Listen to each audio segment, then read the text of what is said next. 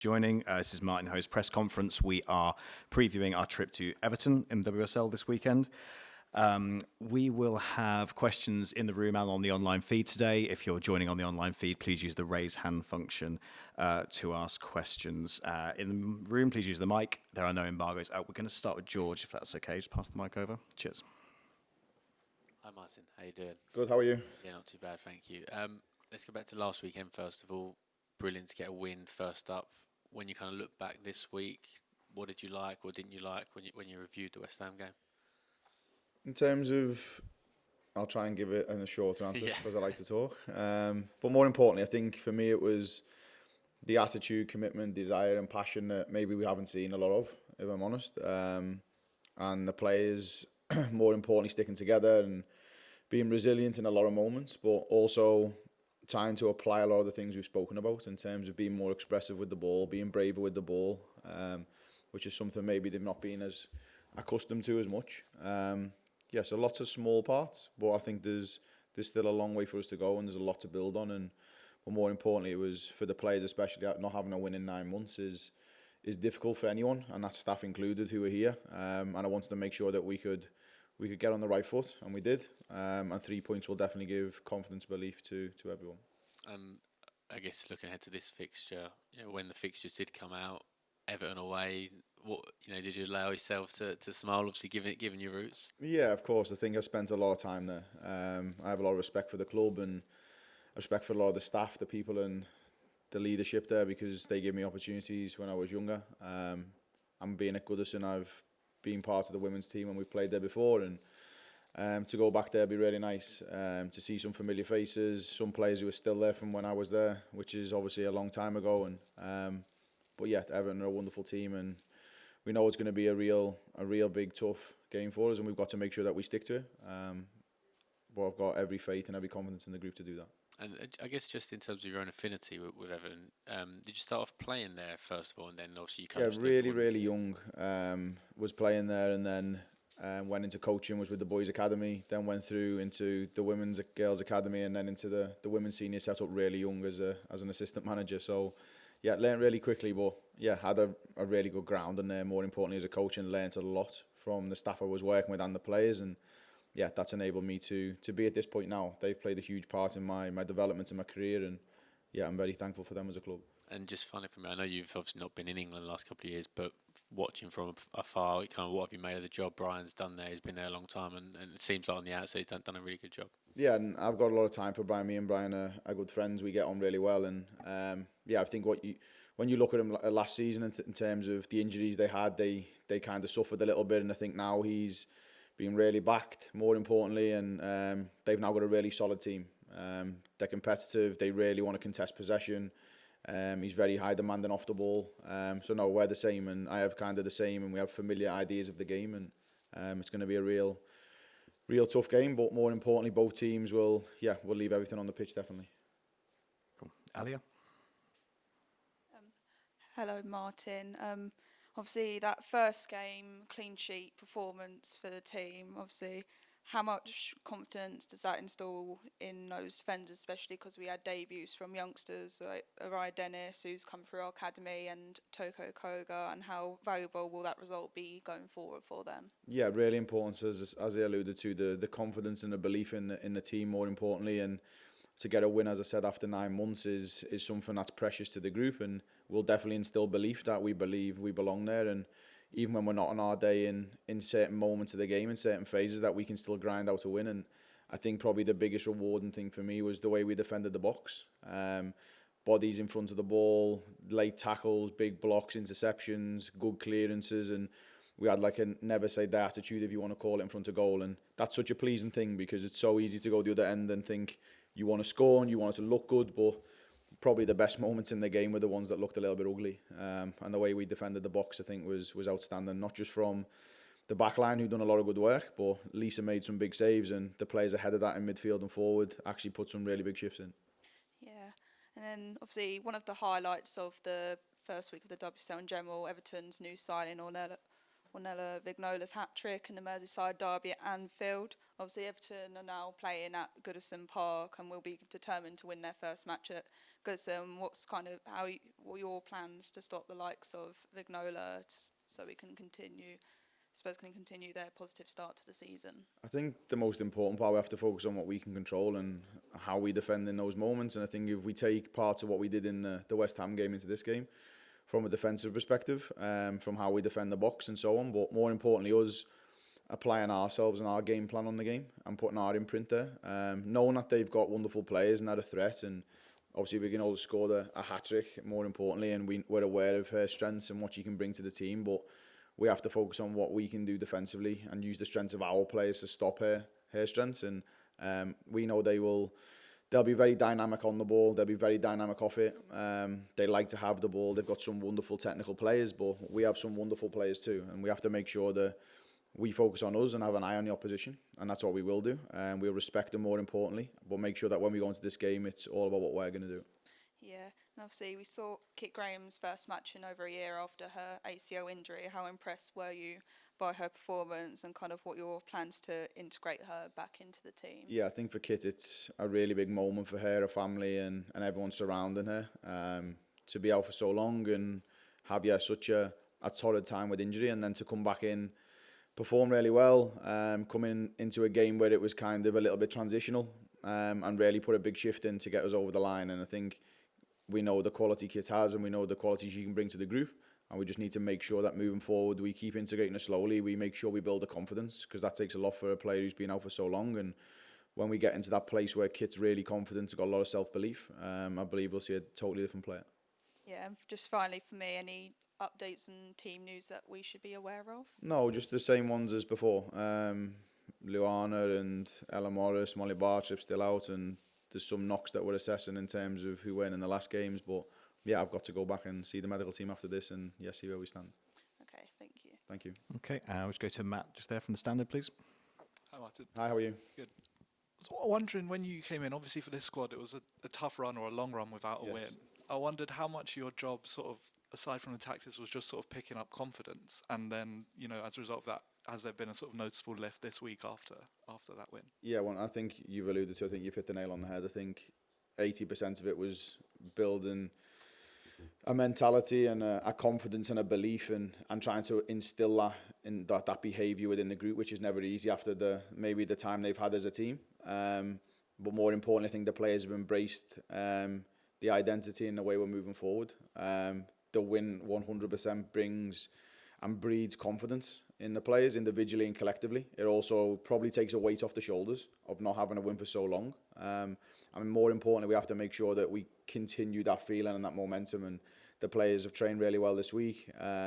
We've had another session today and they were full of confidence again and full of energy. And I just want that to continue. I want it to be a ripple effect going forward. And yeah, over the course of the last 6 weeks, it's been building a lot of belief and self-confidence in each individual, but also not just the players, the staff.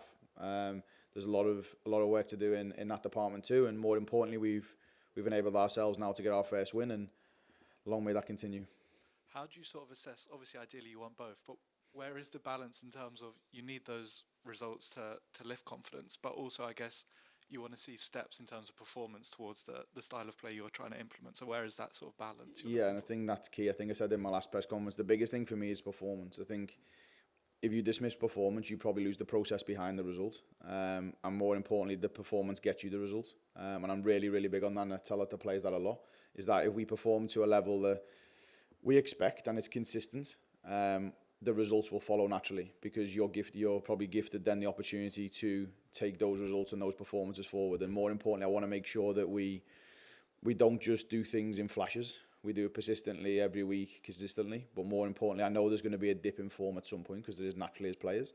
But more importantly, it's my job to make sure when that happens that we're still resilient, we're still confident, we're still more competitive than we have been previously. So yeah, it's trying to find the balance of that. But the performance is the biggest thing, individually and collectively. That puts a big shift in terms of where we're going.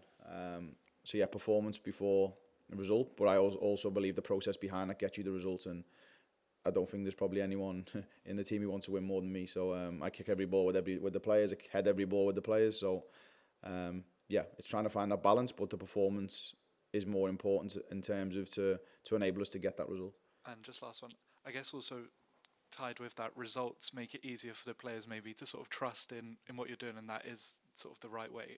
Every positive result sort of builds that relationship between them and you. Yeah, of course, and winning definitely breeds confidence, and it builds a mentality, and it builds a willingness and an attitude, more importantly, but also it helps you take steps. But performances individually and collectively, and not just that, individual traits within the game analytically that we can look at, and if it's individual performance or specific parts to their games that we can really identify, that still makes them know that they're taking progress individually in terms of their own development, but also team development, we're taking steps.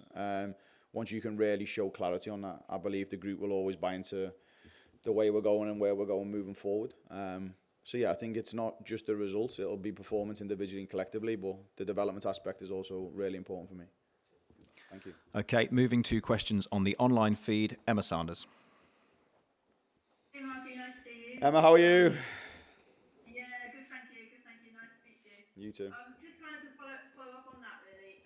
I just wonder how far off or how close are you to the team that you kind of want it to be, the one that reflects, your style, your philosophy, your football a little bit more? Yeah, I think we can't change it in 6 weeks, definitely not.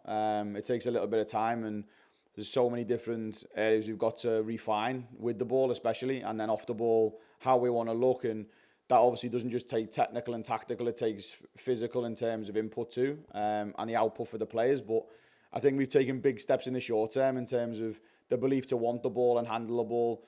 But really big, Emma, as you know, around player development and individual development, there's a lot of growth from these individuals. And I believe with the right coaching that we're going to provide the players, the right opportunity on the pitch, the right support from reviewing and reflecting, the players will take big steps, and they have. And more importantly, we've seen players, and I've seen it individually, where players now handling the ball a lot better, we're moving more efficiently, we want to defend forward, we don't want to drop backwards, we're more aggressive especially in the defending phase. So yeah, there's lots of steps, but it takes more than 6 weeks. It's going to take months and months to build that. But more importantly, I've seen big steps in us as a group in terms of where we want to go, and more importantly, I want to make sure we keep doing that. Yeah, you say there about being aggressive sort of defensively from the front line. I wonder in terms of the other end of the pitch being creative. It was maybe one of the criticisms of Tottenham last season, and I appreciate that stats don't tell the story of the whole game. Obviously, one shot on target in the first game. Is that something that you want to improve on? Create more of those chances, more of those goal scoring opportunities? Yeah, 100%. And it's something we've spoke about as a group of players. We want to be more effective around the box. We want to be more controlled. We want to sustain attacks for longer, more importantly. How we sustain the attacks for longer, more opportunity comes with big chances, not just half chance. And that's something we're looking at, we're working at. And more importantly for the group, I think when you've not been that end of the pitch a lot, Emma, as a team, and you get there, sometimes it's a little bit alien to you as a player. So more importantly, when we get there, it's giving the players the confidence and belief that they can, more importantly, sustain the attack and they can create the opportunities. And there's a lot of quality to do that. We just have to keep working at it. And I have no doubt in some games there'll be 10 shots and hopefully 5 goals. And on the weekend, I think if we're talking about being clinical, 1 shot wins you the game, and it did. Unfortunately for us, it did. Unfortunately for West Ham, it didn't. But more importantly, I know we've got a lot of work to do, but I know there's a lot of potential here, and yeah, I have a lot of belief and confidence in the group. Nice one. Well, all the best. Thank you very much. Good to see you. Thanks, Emma. Dan Pentland. Hi Martin, hope you're well. Hi, how are you? Yeah, good, thanks. I just wonder what you've made of the investment at Everton, over the last kind of 9 months or so, because they've invested heavily in the squad, obviously Goodson Park. Do you think that's kind of really good for the league, and for a club like Spurs, does that kind of drive you on as well, knowing that you want to be in that position as well, where you're competing alongside clubs like Everton going forward?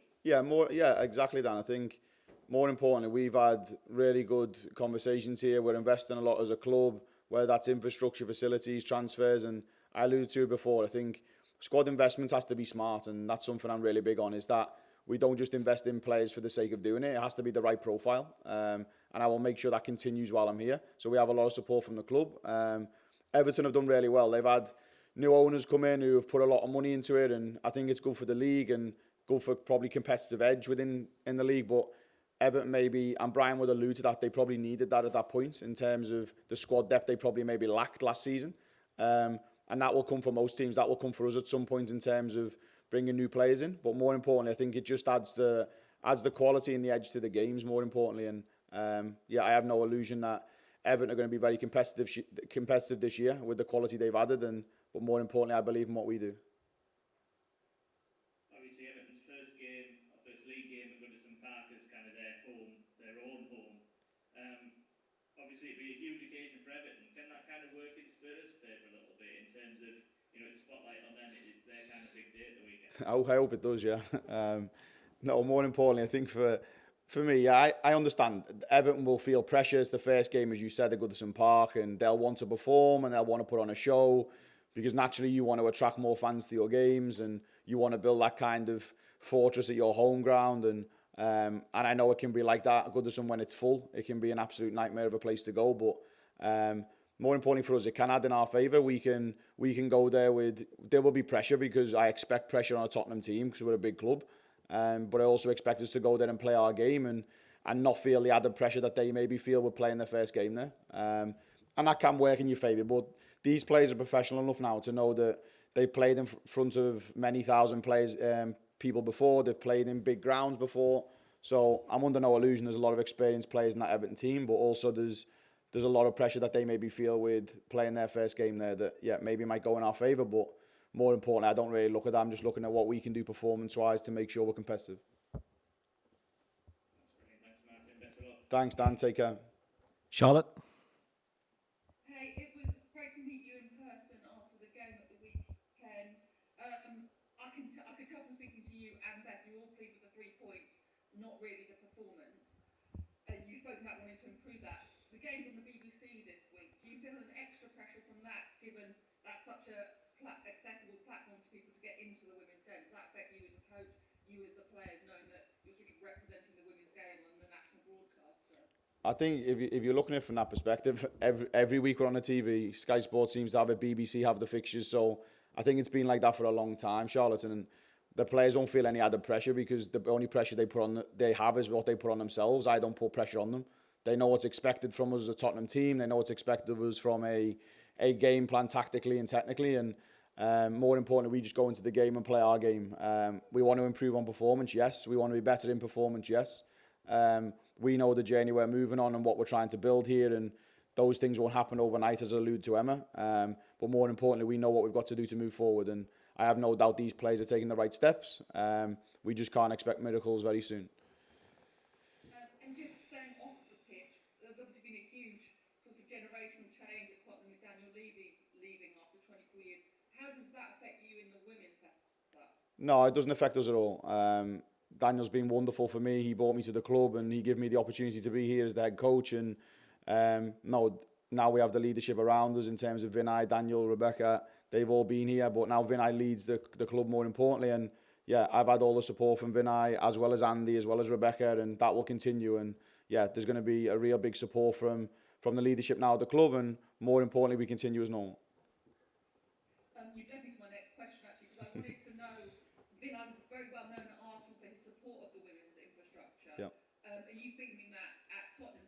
Were you a bit disappointed maybe that didn't kick in earlier in the transfer window? No, Vinay's been brilliant since he come to the club. He's been very supportive. We connect quite a lot. He was in actually today speaking to the players and the staff, and he's around the building quite familiar. So that's really important for me that the players and the staff know who he is. And he's a wonderful person, a big advocate for women's sports, let's not forget, in terms of in general. And he was a big part of that London 2012 Olympics. So he's very invested in sport in general. So that's more important for me. But in the long term, I know Vinay has, and the club does in leadership, they have the women's team's best interest at heart. And I can see that and I can feel that. So that's the most important thing to me. Thanks so much. Thank you. Okay, Rachel? Hi, Martin. Hi, how are you? I'm good. I was going to ask you, not only was that your first win in 9 months, it was the first clean sheet since January. So thinking about that back line, and I know you said that everybody was involved, from the front. Yeah. But especially players like Josephine, Rybrink and Claire Hunt, who, let's just say, had a difficult sort of past 6 months. Yeah. Why do you think they were able to perform at the level they were? And how did that relate to maybe their relationship with Toko Koga? I think we've built a lot of that relationships, not just on the pitch, Rachel, but off it. We've done a lot in pre-season. I said it earlier in the press conference. you can build relationship, confidence, and belief on the pitch in terms of what they do performance-wise, but you can do a lot off it. The human connection they make with one another, how they build relationships off the pitch will strengthen it on.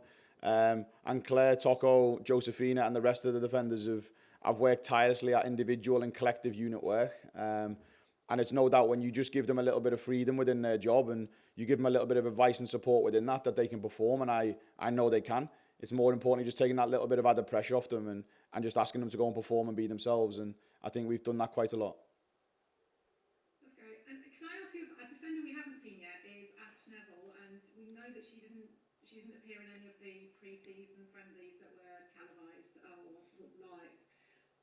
Are we likely to see her soon, and where does she feature in your plan? Yeah, no, Ash does. Yeah, Ash has been here for a long time, is a wonderful player, and more importantly, she's had probably unfortunate parts with small injuries. She's had a bit of a knock, and we've given her time to recover from that. She was back on the pitch training today, which is important, but I have to speak with the medical team, as I said, to see where she sits for the weekend and where that lies minutes-wise and so on. But yeah, she's back on the pitch training. She's had some small knocks, as I said, and one thing I'm big on is that we don't try and rush players back and we make sure they're fully fit. And we're giving Ash every opportunity to do that. But as I said, she's been on the pitch the last couple of days training now. And finally, just about, we saw a little bit of Katinka Tamberg in that game.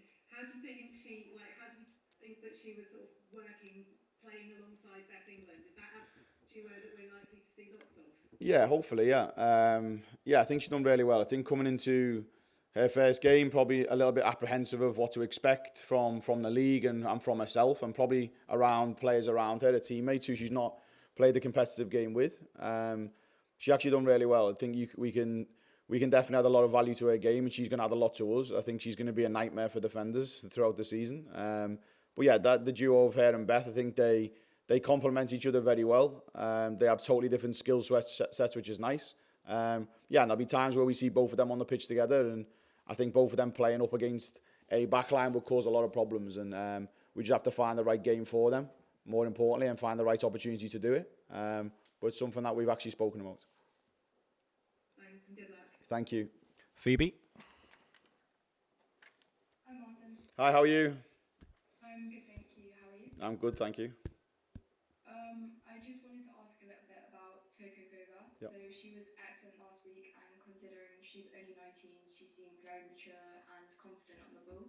How pleased were you with her, and with the attacking threat coming from Everton, how crucial will she be in that back line? Yeah, really important. I think you've seen in Toko perform a really mature performance for a 19-year-old. Someone who's calm, composed, but her game intelligence is very high, and there's never going to be a ceiling on what she can achieve. I think she's a wonderful player, a wonderful person, and more importantly, she's really gone above and beyond in her understanding of the game here now. She's took really, really well to the environment and the culture, and going into this Everton game now, I think, again, the way Everton press, you're going to need a calmness, and you're going to need some sort of kind of technical capability to be able to break them down, and Toko definitely gives you that. But more off the ball, her game understanding, the reading of the game is phenomenal, and more importantly, she will continue to add parts to her game. Her physicality and her intelligence will knit together really nicely, and I'm hoping for a big performance from her on the weekend. And I also just wanted to touch on Ara Dennis. So she's obviously only 19 as well, and she made her first WSL appearance for Spurs. How do you feel she handled it, and what do you see as her potential for the rest of the season? Yeah, I won't put a ceiling on her potential. I think she can achieve a lot. I think Ara deserved the opportunity. She trained well. She's been doing that throughout pre-season, and more importantly, the training performances are big for me. There's 90 minutes that everyone lives for. There's 10 hours of training that probably everyone dismisses because they just want to start the game. But Ara has trained really well, and her performance was good. She had a lot of solid opportunities in terms of some of the moments she had 1v1 and some of her movements off the ball, and just little bits of the Ara. It's more confidence building, and more importantly, her maturity. Just maturing her in certain situations tactically, and trying to give her the experience that she needs to be able to take the right steps. But again, someone who's young, 19 years of age, and has been here for the last couple of seasons, just needs a little bit of TLC, and actually a little bit of care, a little bit of coaching, and Ara can achieve big things in my opinion, and I think she's got the environment to do it now. Thank you, and good luck for Sunday. Thank you. Thank you. Roos?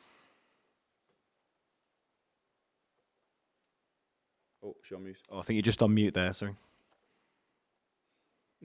Yes, sorry. No problem. My Zoom was letting me down. Anyway, yeah, good to know you're prepared for Everton. How do you reflect on the team's preparation this past week? Were there any focus points without giving away too much? Yeah, go and score more goals and don't concede any. It's been the biggest thing.